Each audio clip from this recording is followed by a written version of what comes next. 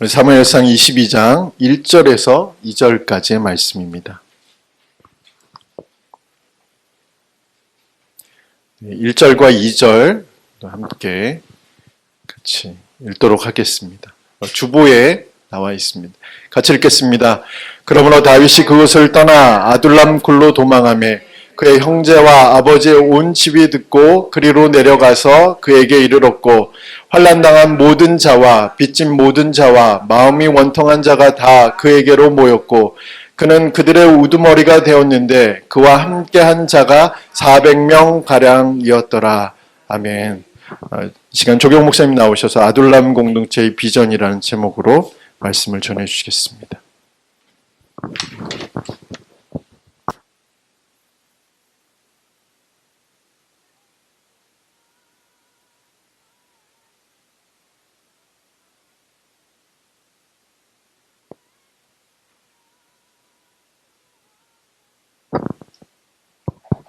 네, 오늘은 에베소서 강의 중단하고 아름다운 반석교회 주신 하나님의 비전을 같이 나누었으면 합니다. 그래서 오늘이 아름다운 반석교회 굉장히 중요한 날이라고 생각이 듭니다. 해마다 해가 바뀌면 세 가지 책이 이제 새로운 해를 비전을 제시합니다. 여러분 잘 아시는 대로 트렌드 코리아 2024 김남도 교수가 쓰신 책인데 2024년을 전망하면서 10가지 키워드를 제시를 하고 있습니다. 그 첫째가 분초사회. 그러니까 젊은 세대는 분단위로 자기들의 스케줄을 이끌어갑니다. 우리 기성세대 같은 경우에 10시 만나자, 11시 만나자 이렇게 대충 시간을 정하는데 얘네들은 6시 43분에 만나자 이럽니다. 그 정도로 자기 인생의 분단위에 자기가 자기 인생을 소중히 여기고 시간을 낭비하지 않겠다는 의지가 강해요. 2030 세대는 아무리 월급을 많이 줘도 자기 개인 시간 뺏기는 걸 원치 않습니다. 연봉보다는 개인 시간이에요. 그게 분초사회의 특징이라고 했습니다. 한국교회 트렌드 2024도 매년 이제 작년부터 발간이 되는데 여기도 10가지 키워드를 소개하고 있습니다. 그 첫 번째가 교회 리빌딩입니다. 코로나 3년을 지나고 나서 한국교회가 해야 될 가장 중요한 사역 중에 하나가 교회 리빌딩, 다시 재건축하는 교회 개혁이라는 말보다 리빌딩이라는 단어. 리빌딩은 처음부터 다시 시작한다는 의미가 강해요. 올해 2024년을 들어오면서 한국교회 전반적으로 일어나고 있는 운동이 말씀 읽기, 그리고 기도, 말씀과 기도로 다 처음으로 다시 돌아가자는 운동이 강하게 일어나고 있습니다. 목회 트렌드 2024는 이제 새로운 2024년도에 4가지 키워드를 제시를 했는데 그 첫 번째가 교회 브랜딩, 브랜드 교회만 살아남는다. 코로나19 3년이 지나가면서 대형 교회와 전반적인 골목 교회가 60% 정도밖에 회복이 안 됐어요.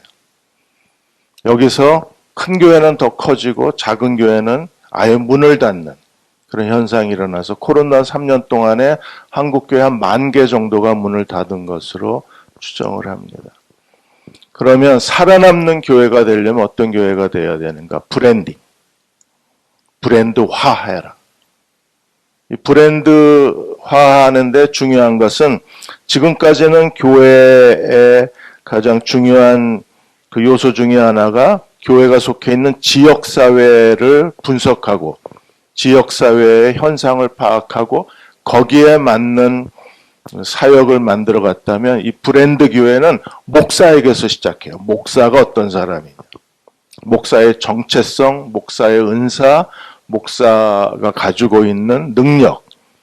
그 목사의 정체성에서 교회 브랜드가 시작이 돼요. 그래서 다른 교회와의 차별성, 그리고 교회로서의 희소성, 다른 데서 발견하지 못하는 것들을 만들어가는 것이 브랜드 교회의 특징 중에 하나입니다. 지난달에 윤 목사님하고 잠시 대화를 나누는 중에 목사님이 어떤 목회를 하기 원하시는가를 물었습니다. 그리고 목사님께서는 주저없이 아둘람 공동체의 비전에 대해서 얘기하셨어요. 아둘람 공동체의 비전이 목사님에게는 아주 적합한 목사님의 윤충근 목사님의 정체성, 윤충근 목사님이 가지고 있는 차별성에서 나와 있는 비전이었기 때문에 저에게도 아주 큰 도전이 되었습니다. 하나님이 아브라함을 부르시면서 제일 먼저 아브라함의 언약, 내가 네 씨로 말미암아 내 민족을 이루시겠다. 언약으로부터 시작을 하시고 또 주님께서 베드로를 만나셨을 때 내가 너를 사람 낚는 어부가 되게 하리라. 그러니까 처음부터 비전을 주셨어요. 그리고 베드로에게 천국 열쇠를 주시고 그리고 바울을 회심시키시면서 하나님께서 다메섹 언덕에서 하신 말씀이 너는 이방인을 위한 사도가 될 것이라. 처음부터 비전을 주고 시작을 하신 거예요. 윤충근 목사님이 이제 아름다운 반석교회를 이 도마동에 여기에 다시 세우시면서 하나님께서 윤충근 목사님의 주신 목회의 정체성, 교회의 차별성, 아둘람 공동체의 비전이라는 확신이 저 안에 있었어요. 아둘람이라는 단어의 뜻이 무엇입니까? 피난처, 보호자라는 뜻입니다. 지금 한국 교회에 요구되고 있는 시대적 소명이 아둘람이에요. 가난하고 헐벗고 굶주린 사람들을 위한 그 가난한 사람들을 위한 교회. 그게 시대적으로 요구되고 있어요. 이게 초대교회로 돌아가자는 겁니다. 초대교회는 어떤 교회였습니까? 초대교회는 거기에 교회 구성원들이 자기의 재산을 다 바쳐서 사도행전 2장과 4장에 나와 있는 초대교회의 특징이 뭐예요? 거룩성이 무엇입니까? 가난한 사람이 한 사람도 없었어요. 그러니까 교회 자체가 사도행전의 처음 교회 자체의 타겟이 가난한 사람들이에요. 어느 정도까지 가난한 사람들에 대한 교회의 모습을 세워갔습니까? 사도들이 가난한 사람들에게 얼마나 열정을 쏟았으면 그 일이 얼마나 컸으면 헬라파 과부, 유대파 과부들의 갈등이 일어날 정도로 사역이 얼마나 광범위했으면 갈등이 일어난 거예요. 미처 돌보지 못한 사람들이 생겨났습니다. 그래서 세운 게 7집사를 세운 거죠. 교회 조직의 시작은 구제예요. 사회봉사예요. 가난한 사람들을 위한 섬김의 조직이 교회 조직입니다. 그러니까 집사가 해야 될 가장 중요한 일은 섬기는 교회예요. 교회에서 어떤 자기의 신분을 자랑하는 게 아니고 자기가 교회의 어떤 계급에 올라타는 게 아니라 교회가 처음 직분을 만들기 시작한 그 처음 시작이 가난한 사람들을 돕니다. 그래서 사도들이 이 일을 저희에게 맡기고 이 일이 뭐예요? 가난한 사람들을 돕니다. 그리고 사도들은 말씀과 기도에 전념하겠다고 해서 그래서 교회의 사역의 구분이 생겨나기 시작한 게 헬라파 과부, 유대파 과부의 갈등에서 시작이 됩니다. 윤충근 목사님은 정말 광야의 영성을 가진 목사입니다. 왜냐하면 개척하고 다시 대형교회에서 사역을 하다가 그리고 다시 개척을 했어요. 그 과정이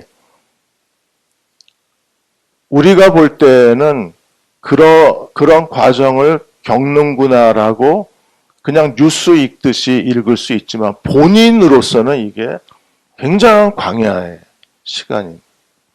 철저하게 광야에서 엎드리고 광야에서 깨어지고 광야에서 연단된 목사입니다. 벌써 찬양하고 기도하면 여기 무슨 1000명이 모인 것처럼 그렇게 거칠게 찬양하고 기도하잖아요. 그 파워가 있는 영적 파워가. 아둘람 사역에는 영적 파워가 필요해요. 또 말씀과 기도에 영적 파워가 넘쳐나야 합니다. 이제야 윤충근 목사님의 사역이 시작이 되는 거예요. 또 다른 목사님의 정체성이 뭐예요? 실천신학 자체가 아둘람 사역이었어요. 실천신학대학원에서 어떻게 섬김의 목회를 할 것인가를 이제 학문적으로도 광야에서 영성이 준비가 되었고, 그리고 학위를 통해서 학문적으로도 신학적으로도 준비가 되었기 때문에, 그래서 하나님께서 아둘람 공동체의 비전을 윤 목사님에게 주신 게 아닌가 하는 생각이 들었어요. 아주 확신이 들었습니다. 제가 여기 설교 올라오기 전에도 계속 기도하면서, 하나님 정말 이 비전입니까? 이게 윤충근 목사님과 아름다운 반석교회 주신 비전이 확실합니까? 제가 담대하게 얘기해도 되나요? 제 마음에 확신이 들었어요. 고려신학대학의 김순성 교수가 목회를 이끌어가는 것은 거룩한 비전이라 그랬어요. 거룩한 비전이 목회를 만들어간다 그랬어요. 이제 아둘람 공동체의 비전은 윤충근 목사님의 남은 생애 동안의 목회의 비전일 뿐 아니라 아름다운 반석교회의 비전이기도 합니다. 2006년도에 아둘람 동굴이 실체가 확인이 됐어요. CBS하고 기독공보 공동취재반이 장신대 성지연구원장하고 함께 드디어 누구도 찾지 않았던 아둘람 동굴의 실체를, 그 안에 한 400명 정도 들어가는 넓은 공간이 있다는 게 확인이 됐어요. 그래서 아둘람 동굴이 이제 그냥 하나의 상징이 아니라 실제 다윗과 400명의 사람들이 실제로 거주하는, 다윗이 10년 동안 도피 생활을 했어요. 다윗의 도피의 행적이 17군데예요. 아둘람굴이 5번째입니다. 거기서 400명이 모여서 다윗의 임시정부가 세워지고, 이 400명의 사람들이 다윗이 나중에 유다 왕이 되고 이스라엘 왕이 되었을 때 다윗의 정부를 이끌어갔던 가장 중요한 사람들이 400명의 사람들. 저는 기도합니다. 하나님께서 그 아둘람 동굴이 실제가 발견된 것처럼 아름다운 반석교회와 윤충근 목사님을 통해서 이 시대에 아둘람 동굴이 한 번 더 확인되는 그런 역사가 이곳에서 일어나기를 간절히 소망하고 기도합니다. 오늘 우리가 읽은 본문에 보시면 아둘람 동굴의 사람들은 어떤 사람들이었어요? 얘가 왜 깨졌냐? 제가 안 깼습니다. 거기에 4부류의 사람들이 있었어요. 첫 번째 부류의 사람들은 당연한 사람들입니다. 어떤 사람들이에요? 다윗의 가족들. 그 당시에는 반역죄를 저지르면 사울이 다윗을 죽이려고 하고, 그 사울의 살해 위협을 피해서 다윗이 도망을 쳤습니다. 그러면 고대 사회뿐 지금도 반역자의 가족은 전부 삼족을 멸하잖아요. 그러니까 제일 먼저 모여든 사람들이 누구예요? 형제, 아버지, 온 집이 다윗에게로 몰려갔어요. 이게 첫 번째 부류의 사람들입니다. 그리고 나서 3부류의 사람들이 다시 그 아둘람 동굴로 모여 들어갔는데, 다윗이 아둘람으로 갔을 때 아둘람의 이름이 뭐라 그랬습니까? 피난처 보호자라는 뜻이었다고 했어요. 다윗이 시편 142편에서 아둘람 동굴에서 하나님 앞에 이렇게 기도했습니다. 시편 142편 4절에 보시면, 나를 아는 이도 없고 나의 피난처도 없고 내 영혼을 돌보는 이도 없나이다. 이게 아둘람 동굴의 기도예요. 그리고 그런 사람들이 동굴로 몰려왔어요. 그 첫 번째 부류의 사람들이 어떤 사람들이에요? 2절에 환난당한 모든 자, 그 다음에 빚진 자, 빚진 모든 자, 그리고 마음이 원통한 자가 다 그에게로 모였고, 그는 그들의 우두머리가 되었는데 그와 함께한 자가 약 400명가량이라고 했습니다.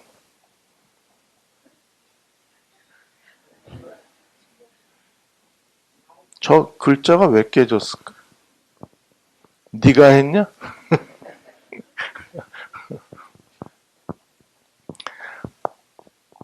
환난당한 모든 사람들은 정치적으로 고통받은 사람. 사울이 이스라엘의 왕이 되면서 사울과 다윗의 차이점이 뭡니까? 하나님이 왜 사울을 버리셨어요? 왜 하나님께서 사울을 버리시고 사울이 아직 이스라엘의 초대 왕인데도 불구하고 사무엘을 통해서 다윗을 기름 부으신 이유가 어디 있습니까? 무슨 차이일까요? 왜 하나님이 사울을 버리셨습니까? 사무엘상 13장, 15장에서 하나님이 두 번 사울을 버리시고 포기해 버리십니다. 그리고 사울을 이스라엘 왕 삼으신 걸 하나님이 후회하셨다 그래요. 13장에서 무슨 일이 일어났어요? 사울이 먼저 블레셋을 공격하고 블레셋이 어마어마한 군대가 전면전을 펼치고 이스라엘을 덮쳐오자 사무엘이 오지 않으니까 사울이 어떻게 했습니까? 번제하고 화목제를 하나님께 드렸어요. 왕이 제사장도 아닌 하나님 앞에 예배는 누구만 드릴 수 있어요? 그 당시에는 제사장. 그런데 사울이 첫 번째로 그가 크게 실패한 게 뭐예요? 하나님 앞에 예배를 모독한 거예요. 두 번째, 아말렉과의 사무엘상 15장에서 아말렉과의 전쟁에서 하나님 아말렉을 다 진멸하라고 그러셨어요. 왜? 아말렉은 대대로 여호와의 원수라고 그랬잖아요. 하나님 모세를 통해서 하나님 아말렉과 대대로 싸우신다고 하셨습니다. 그런데 사울이 진멸하기를 즐겨하지 않고 하찮고 시원찮은 거는 다 죽이고 가장 좋고 가장 소중한 거는 전부 남겨놨어요. 왜 그랬습니까? 변명이 뭐예요? 여호와께 제사 드리려고. 다 죽이지 않고 가장 좋은 양과 소와 짐승들을 남겨놓았습니다. 이유가 뭐예요? 여호와께 제물로 드리려고. 거짓말을 한 겁니다. 뭘 또 팔았어요? 예배를 팔아먹은 거. 그 하나님께서 사무엘상 15장에서 이 계속 예배를 모독하잖아요. 예배를 업신여기고 예배를 우습게 여긴 사울을 하나님이 버리시고 15장에서 하나님께서 사울을 버리시고 16장에서 다윗이 기름 부음을 받는 거예요. 다윗은 이스라엘 왕이 되자마자 제일 먼저 한 일이 뭐예요? 법궤를 예루살렘으로 모시고 오는 거예요. 사울은요, 법궤가 어디 있는지 아무 상관이 없어요, 이 인간은. 그냥 법궤하고 아무 상관없이 살았던 사람이 사울이에요. 다윗은 왕이 되자마자 제일 먼저 그가 한 일이 여호와의 법궤를 예루살렘 성으로 모시고 오는 거예요. 거기서 갈리는 겁니다.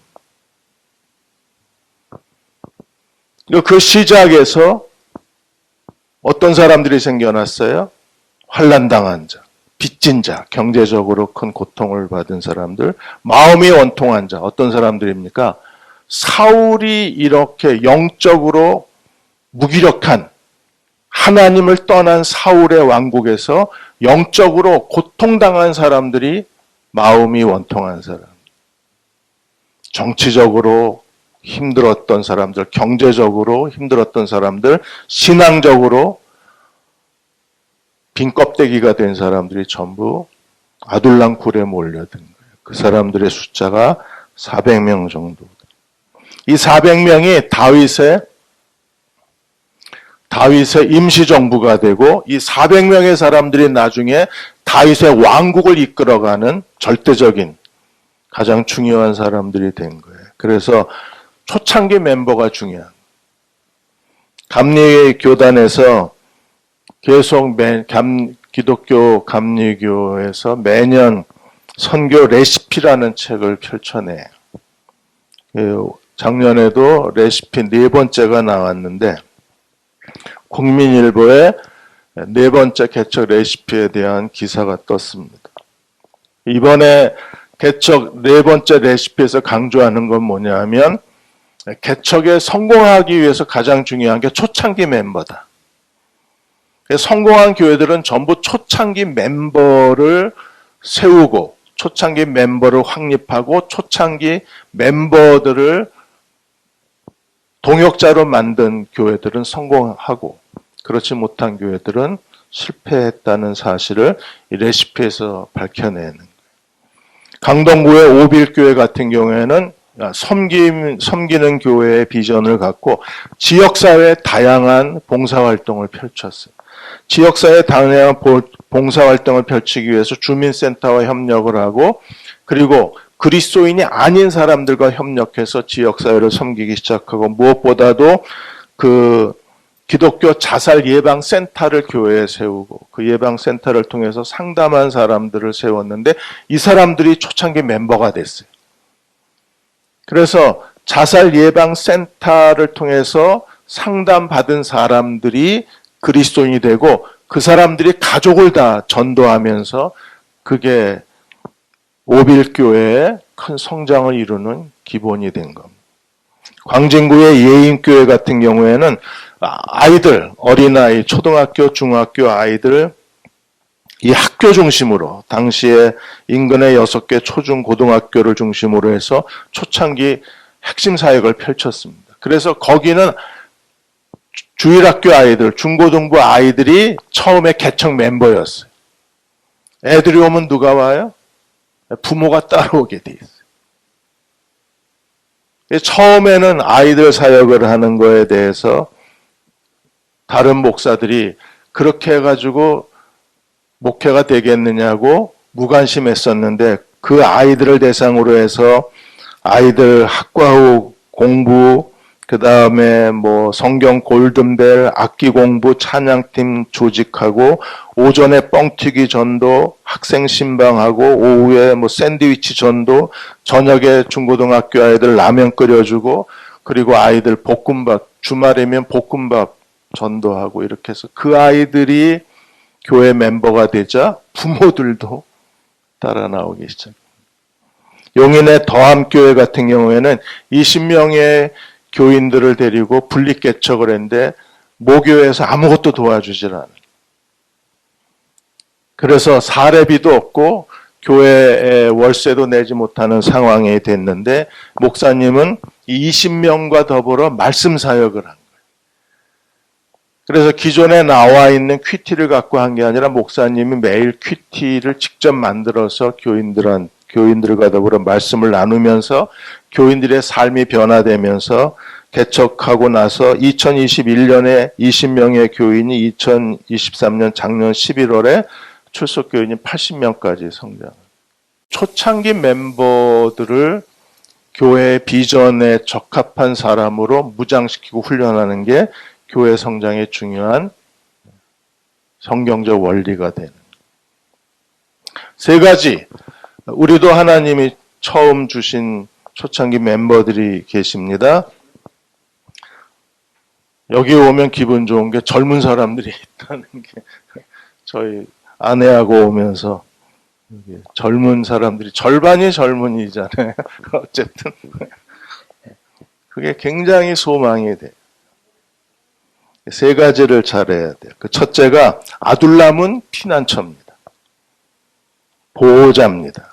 그래서 아둘람의 그 이름에 맞는 공동체성을 만들어 가야 돼. 교회를 브랜드로 아름다운 반석교회 그러면 아둘람이 떠오를 정도로 교회를 브랜드화하는데 목사님 가족과 그리고 집사님들 가족이 거기에 자신의 전부를 쏟아 넣으셔야 돼요. 최근에 미국 교회에서 일어나고 있는 거대한 바람이 지난번에도 한번 말씀을 드렸는데 이번에 CBN 뉴스 인터뷰한 분이 헤더 에드워즈 부부가 인터뷰를 했는데 워싱턴 DC의 가장 큰 교회를 다녔던 이 부부가 교회를 옮겼어요. 작은 교회로. 그 이유가 그들이 작은 교회로 옮겨온 가장 큰 이유를 그 인터뷰에서 솔직하게 고백을 하셨는데 그전에는 대형 교회 주차장에 내려서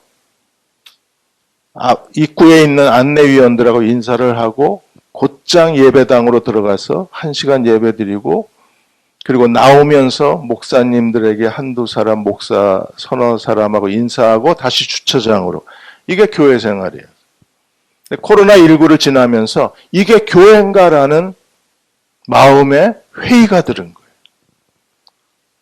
공동체, 그 코로나 3년 동안에 교회를 가지 못하는 그 시간 속에서 이분들이 진짜 원한 것은 교회라는 공동체, 사람과 사람의 끈적끈적한 그런 만남을 기대했는데 여전히 코로나가 끝났는데도 그들은 주차장, 예배당, 다시 주차장. 이건 교회가 아니라는 생각이 드는 거예요. 그래서 이 부부가 결단을 내렸습니다. 더 이상 이런 식으로 내가 교회를 다닐 수는 없다. 함께 살아가는 공동체를 경험하고 싶다. 진정한 그리스도의 몸으로서의 공동체를 경험하고 싶다. 함께 같이 삶을 살아가는 사람들을 만나고 싶다. 서로 격려하고 서로 책임을 져주고 서로 도와주고 그리고 서로 이끌어주는 그런 사람들을 만나고 싶다. 그래서 가장 그 작은 교회 중에 한 교회를 선택을 해서 그 교회를 다니기 시작했어요. 그래서 그분들이 이렇게 말합니다. 예배의 세련됨, 예배의 전문성, 넓은 시설과 그리고 잘 갖추어진 그런 예배당보다 건물보다 우리는 공동체를 원한다. 어쩌면 우리 주변에도 한국도 서서히 전에는 세련된 건물의 세련됨을 보고 많은 사람들이 찾아갔어요. 그리고 아이들 교육 프로그램이 잘 돼 있는 교회로 옮기는 것을 주저하지 않았습니다. 그런데 이제는 코로나 3년이 우리에게 준 가장 큰 영적 충격이 뭐냐 하면 무엇이 교회인가를 고민하기 시작했다는. 그리고 그들은 기꺼이 공동체를 경험할 수 있는 교회로 옮기는 것을 주저하지 않게 된 거예요. 아름다운 반석교회가 해야 될 아둘람 공동체의 비전이 무엇입니까? 사람들이 찾아오고 싶은 교회를 만들어가요. 그거는 정말 끈적끈적해야 돼요. 사람의 정이 있고 서로 책임을 져주고 서로 용서해주고 서로 이끌어주고 서로의 삶이 뒤섞여가는 함께 살아가는 삶의 공동체. 아둘람 동굴에서 400명이 모였습니다. 400명이 그냥 주차장, 예배당 주차장으로 살아갔을까요? 아닐 거예요. 그 동굴 안에서 그들은 정말 서로 벌거벗었지만 부끄럽지 않은 모든 걸 공개하는 모든 걸 같이 나누는 그런 삶을 살지 않았을 거예요. 그런 갈망이 우리에게 있는 겁니다. 이 갈망이 채워지지 않으니까 사람들이 어떻게 합니까? 최근에 지난 몇 년, 10여 년 사이에 한국 사회에 일어난 큰 변화가 뭐예요? 개 키우고 고양이 키우는 거예요. 왜 반려 인구가 1000만이 됩니까? 왜 개를 키워요? 채워지지 않는 것. 그냥 개 끌어안고 뽀뽀를 하고 별짓들을 다 합니다. 왜 그래요? 굶주린 거예요. 뭐가 굶주려요? 사람이 굶주린 거예요. 고양이를 왜 키웁니까? 사랑이 굶주린 거예요. 그걸 사람에게서 채워지지 않으니까. 결국 뭘로 채우는 겁니까? 개하고 고양이. 족보가 이상해지잖아요. 자기 자식이래. 개가 어떻게 사람의 자식이 될 수 있어요? 그런데 자식이라고 그럽니다. 자기는 엄마래요. 자기는 아빠랍니다. 왜 이러고 삽니까? 너무 외로운 거예요. 사람을 의지할 수가 없는 거예요. 왜? 저 인간이 언제 날 배반할지 모르고 저 인간이 언제 내 등을 칠지 모르니까 사람을 믿을 수가 없는 거예요. 그런데 개는요. 얘네들은 사람을 배신하지 않잖아요. 두들겨 패도 부르면 또 오니까. 얼마나 애정이 커요. 그 빈 마음을 그 개와 고양이를 통해서 채우는 거예요. 너무 외로움. 그런 사람이 정말 개만도 못한 거예요.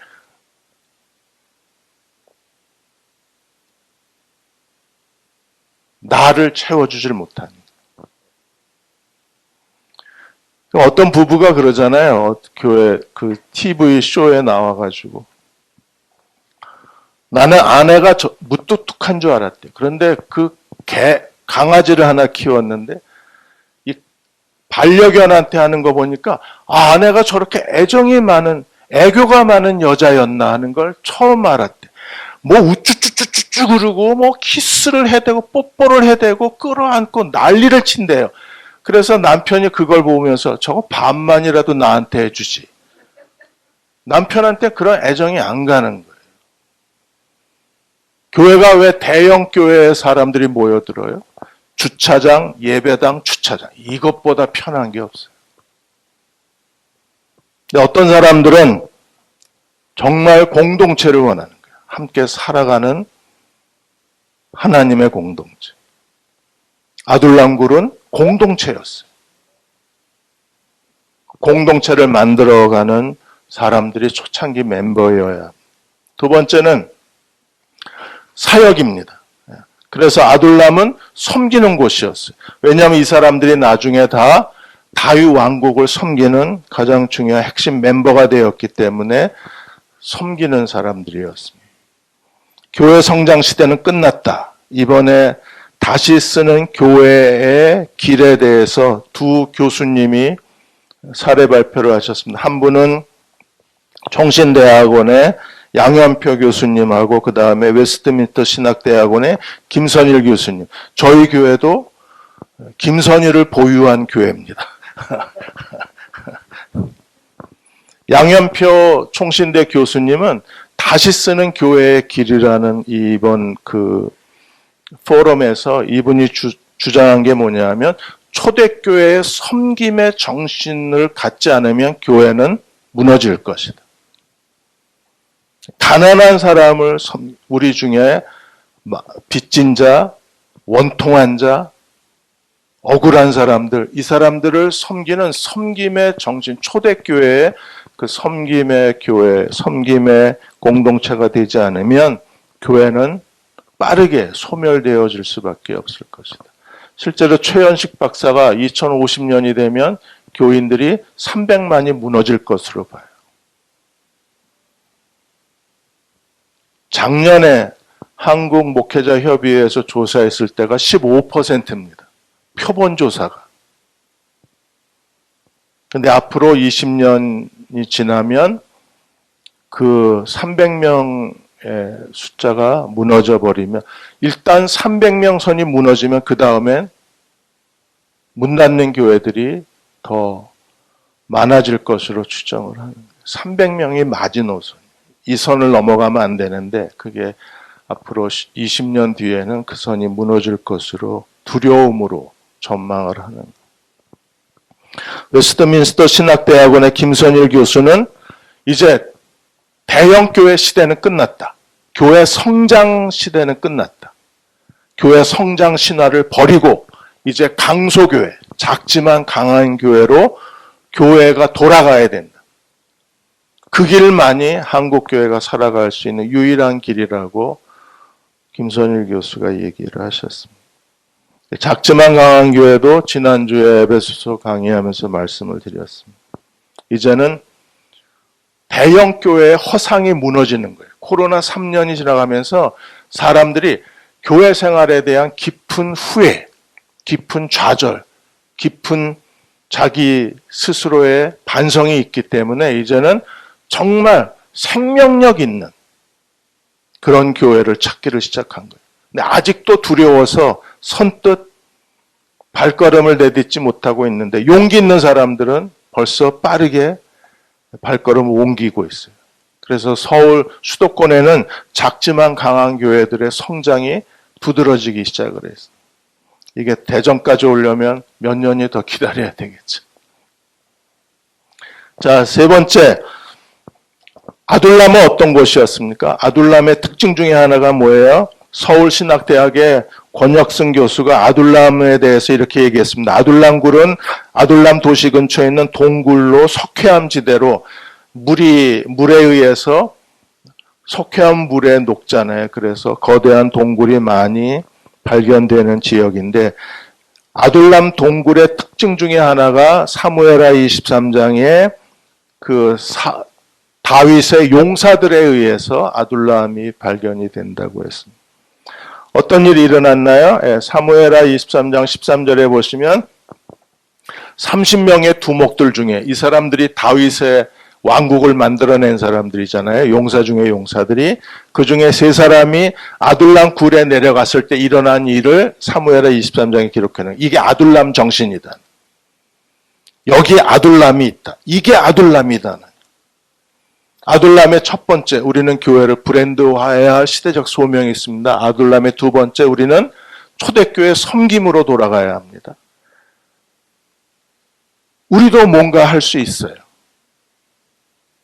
지금부터 시작하면 돼요. 그리고 또 다른 아둘람의 정신이 바로 이 세 명의 용사들. 아둘람에서 어떤 일이 벌어졌습니까? 다윗이 아둘람에서 베들레헴이 한 15km, 17km 정도 떨어져 있습니다. 다윗이 베들레헴을 바라보면서 뭐라 했어요? 그 당시에 베들레헴은 블레셋이 지배하고 있었는데 고향에 운물물 그랬습니다. 그래서 세 명의 용사가 적전을 뚫고 들어가서 베들레헴의 운물물을 가져다가 생수병에 넣는지 하여튼 물을 길어다가 그리고 다시 가져와서 다윗에게 그 물을 주었을 때 다윗이 그걸 여호와께 가져갑니다. 왜? 이건 물이 아니라 피라 그랬어요. 베들레헴 운물물이라고 다윗이 얘기했을 뿐입니다. 누가 베들레헴 성물곁 운물물을 누가 내게 마시게 할까? 이게 무슨 하나님을 위한 일이 아니잖아요. 이게 무슨 목숨을 바쳐야 될 만큼 시대적 소명이 아니죠. 이게 무슨 용기를 내야 할 만큼 거대한 사명이 아니잖아요. 한 개인의 소망이잖아요. 운물물. 그런데도 세 명의 용사들은 블레셋 적전을 뚫고 들어가서 운물물을 길어다가 다시 적전을 뚫고 나와서 다윗에게 그 물을 갖다 줍니다. 다윗이 내가 다시는 이런 일을 하지 않으리라고 하고 그리고 그 물을 여호와께 부어드려요. 그 여호와께 부어드린 건 물이 아닙니다. 여호와께 부어드린 거 베들레헴 운물물이 아니라 뭐예요? 세 사람의 충성심을 부어드린 거예요. 아둘람 굴은요 이런 충성심, 우리가 하나님께 충성하고 서로가 서로에게 충성하고 또 목사와 성도들이 서로에게 충성된 공동체를 이루어갈 때 그곳에 진정한 아둘람 동굴이 있습니다. 하실 수 있겠습니까?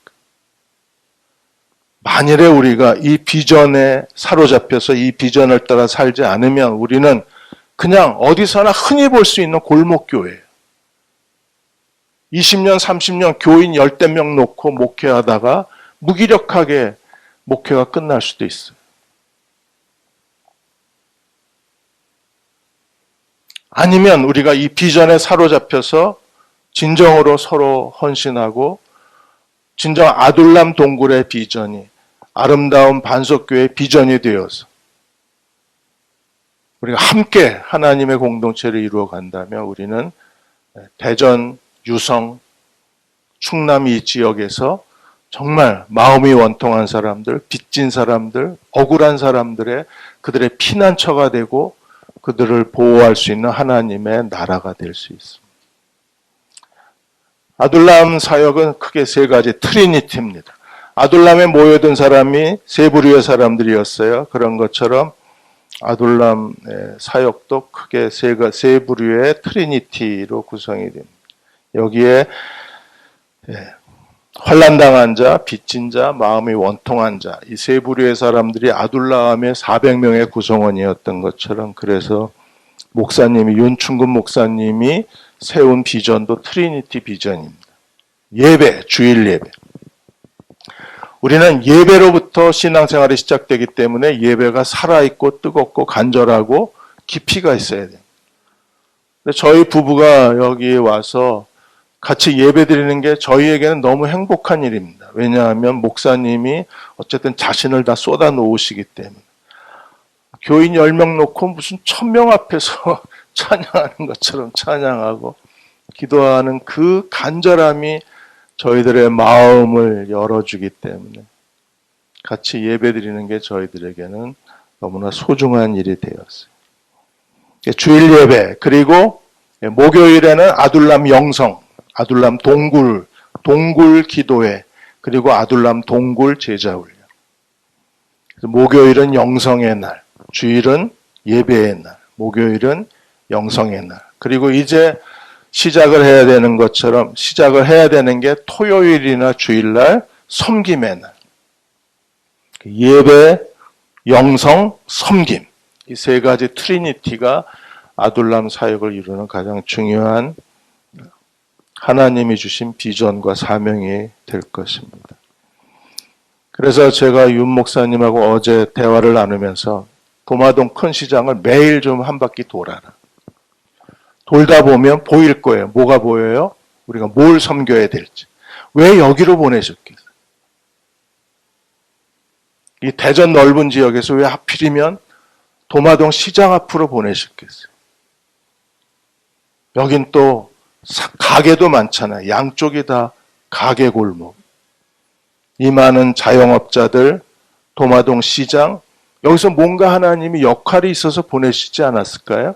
그걸 찾으려면 매일 돌아다니는 수밖에 없어요. 제가 수원에서 목회할 때에는 수원에 기사가 2번 뜨면 우리가 섬긴다.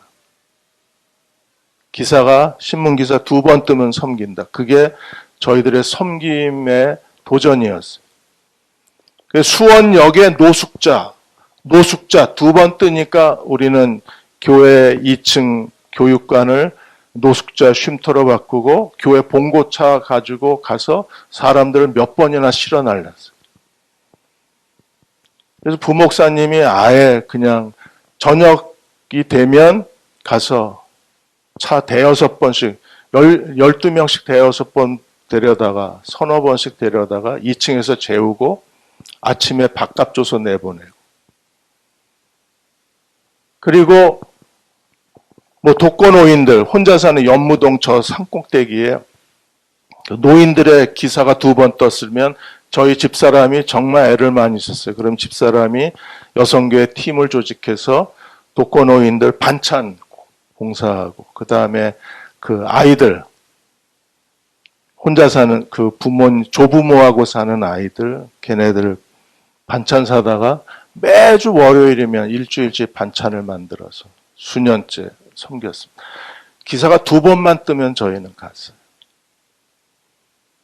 그래서 어떤 집사님은 나보고 뉴스 보지 말라고, 힘들어서 못 살겠다고, 힘들면 딴 교회 가시라고 제가 정중하게 권해드렸어요. 다른 교회 가셔도 됩니다. 불평하지 마십시오. 다른 교회로 가십시오. 우리는 죽어도 이 일을 해야 되니까 싫으시면 다른 교회 가시라고. 안 가고 계속 투덜거리고 앉았어요. 여기에 왜 보내셨는지 하나님의 인도하심이 분명히 있습니다. 확신하십니까? 그러면 이 골목을 계속 돌면 어쩌면 6개월 뒤에, 어쩌면 1년 뒤에 아름다운 반석교회가 이 지역을 섬길 수 있는 어떤 일을 하나님이 보여주실 거예요. 그게 이제 토요일 사역이 되는 거예요. 마일즈 먼로 박사가 비전의 힘이라는 책에서 이런 얘기를 했습니다. 비전은 삶의 이유다. 비전은 우리가 하나님을 섬기는 그리스도인의 삶의 이유가 돼야 돼. 3가지, 열정, 그 다음에 꿈, 그리고 사역. 이게 비전으로부터 나온다고 했습니다. 쉽지는 않습니다. 이제 앞으로 우리가 적은 무리가 모였지만 구체적인 계획을 하나씩 마련해 가야 될 거예요. 그리고 끈기와 성실함이 필요합니다. 한두 번 하다가 안 된다고 포기할 수는 없는 거예요. 그건 하나님의 언약이 아니에요. 언약은 죽어도 해야 되고 죽어도 계속되는 게 언약이어야 되기 때문에. 그렇게 하면 하나님이 정말 이 일을 같이 할 수 있는 400명의 사람들을 우리에게 보내주실 거예요. 정말 이렇게 살고 싶다고 결단한 사람들을 우리에게 보내주실 겁니다. 그리고 그 일이 이루어질 때까지 계속 실패해요. 실패해도 다시 일어나서 그 일을 했을 때 하나님께서 그 일을 이루어 주실 것입니다. 구체적인 계획을 세우는데 같이 마음을 모아주시고 인내와 성실함과 끈기가 있어야 아둘람 공동체의 비전을 이루어갈 수 있어요. 그 일을 이루어 가시는 저와 여러분이 되시기를 주의 이름으로 축원합니다. 기도하겠습니다. 이 시간 우리 같이 조용히 기도할 때 키보드 연주해 줄 때 우리 윤충곤 목사님 나오실 때까지 주여 우리가 이 비전을 따라 살게 해 주옵소서. 아름다운 반석교회가 오늘 제가 윤충곤 목사님한테 오늘 이건 내가 설명할 수 있게 해달라 허락받고 했습니다.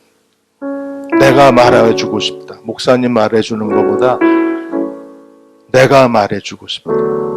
왜냐하면 저는 너무 마음이 뜨거웠어요. 이게 목사님의 은사와 목사님의 학문과 목사님의 영성에서 이 아둘람 공동체 비전이 나왔기 때문에 내가 설명해 주면 좋겠다. 그래서 오늘 허락을 받고 이 비전을 나누었습니다. 여기 아름다운 반석교회가 있고 여기에 윤충곤 목사님의 비전이 있고 여기에 하나님이 이 교회에 주신 시대적 소명이 있습니다. 주님, 우리가 이 일을 이루어갈 수 있도록 뜻을 같이 할 수 있는 사람들을 보내어 주십시오. 함께 인내와 끈기와 성실함과 열정을 가지고 이 일을 이루어갈 수 있는 하나님의 사람들을 보내어 주십시오. 그리고 우리가 함께 이 일을 하나님 앞에 헌신하는 주님의 공동체가 되게 하여 주옵소서.